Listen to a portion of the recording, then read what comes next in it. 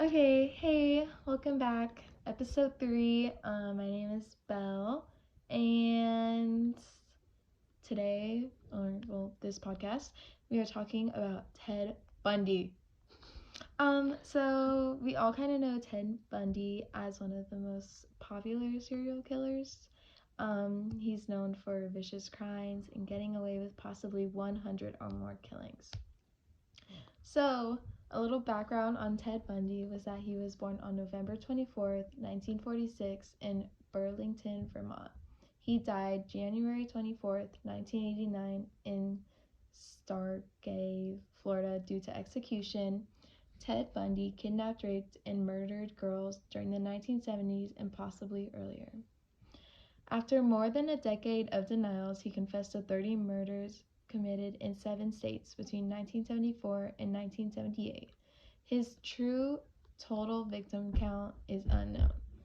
When Ted Bundy was growing up, some say he had a hard childhood. He had a strained relationship with his dad, and his shyness made him a frequent target in school of bullying. From all appearances, Ted Bundy grew up in a content working class. At around age 3, he started to become fascinated by knives. A shy but definitely bright child, Bundy did well in school, but not with his peers. Ted Bundy graduated from the University of Washington with a degree in psychology in 1972. He was accepted to and attended law school in Utah, though he never earned his degree. He met his future wife, Carol, in 1974, and she became his wife 6 years later. The couple, Ted Bundy and Carol Ann Boone, were dating before Ted Bundy's initial arrest. They got married in the courtroom in 1980 after he proposed to her in the middle of his highly publicized trial. Carol and Ted broke up right before his execution. Though all the trials and proven guilty, Carol still believes Ted because he always maintained his innocence. So here's more about the crime now. On February 15th of 1978, Bundy was driving outside of Pensacola when a Pensacola police officer, David Lee, had pulled him over. David Lee pulled him over due to traffic violations. He had then realized the car Bundy was driving had been reported stolen. The car was a tan 1968 Volkswagen Beetle. Ted Bundy was then arrested first in 1975. Police attempted to stop Bundy for a traffic violation. The suspicion grew when he tried to get away by turning his car lights off and speeding through stop signs. When he was finally stopped, his Volkswagen was searched and police found handcuffs, an ice pick, and crowbar with other questionable items. They also saw that the front seat on the passenger side of his car was missing.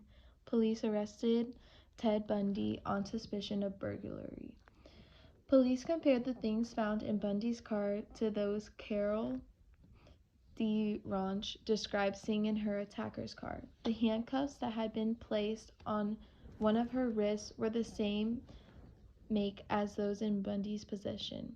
Once Carol picked Bundy out of a lineup, the police felt they had enough evidence to charge him with attempted kidnapping. The authorities also felt confident that they had the person responsible for the 3-state murder spree that had gone on for more than a year.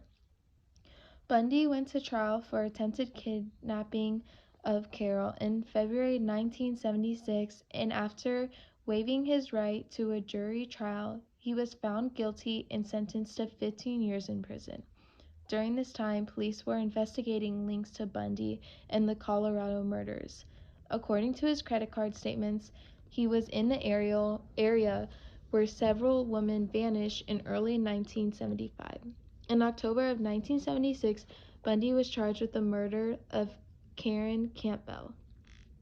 Bundy was extradited from the Utah prison to Colorado for the next trial. Serving as his own lawyer allowed him to appear in court without leg irons.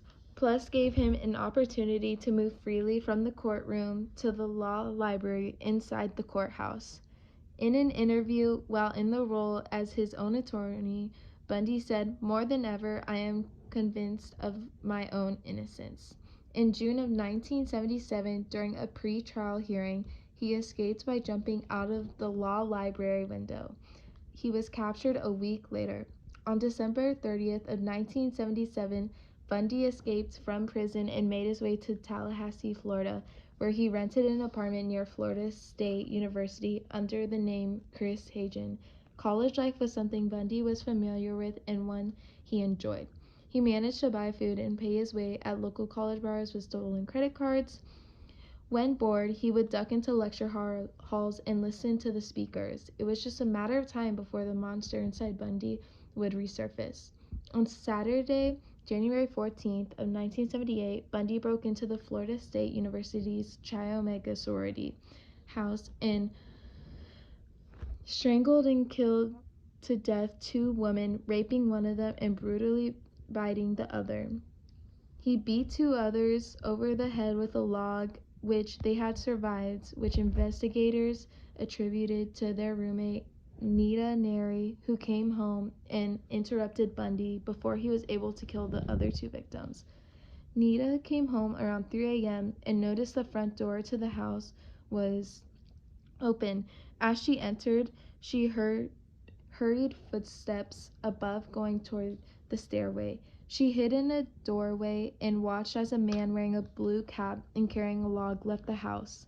Upstairs, she found her roommates. Two were dead, two others severely wounded. That same night, another woman was attacked, and the police found a mask on her floor, identical to the one found later in Bundy's car. Bundy went on trial in Florida on June 25th of 1979 for the murders of the sorority women. The trial was televised and Bundy played up to the media when, on occasion, he acted as his attorney. Bundy was found guilty on both murder charges and given 2 death sentences by means of the electric chair. On January 7th of 1980, Bundy went on trial for killing Kimberly Leach.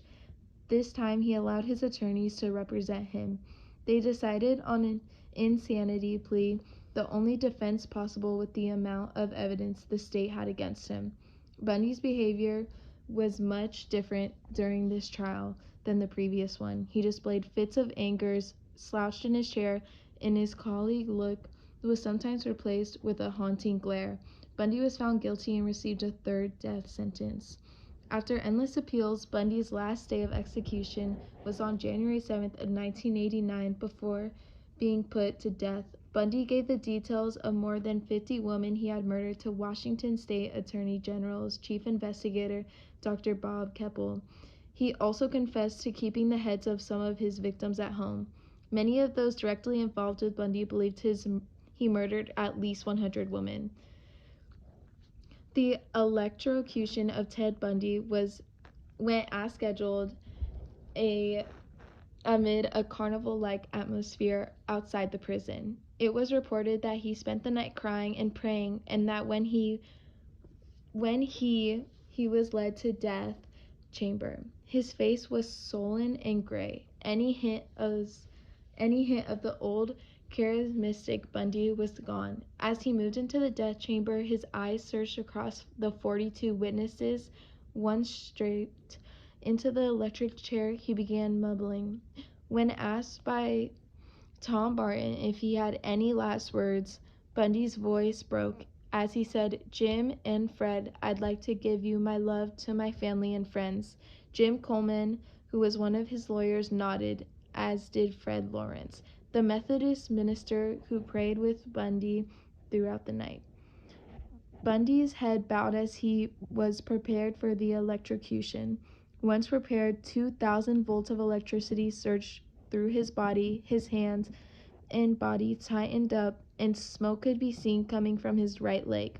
Then the machine turned off and Bundy was checked by a doctor one last time. On January 24, 1989, Theodore Bundy, one of the most notorious killers of all time, died at 7:16 a.m. as crowds outside cheered, "Burn, Bundy, burn." And that's it for this podcast. Thank That was y'all a for long one. listening. And peace.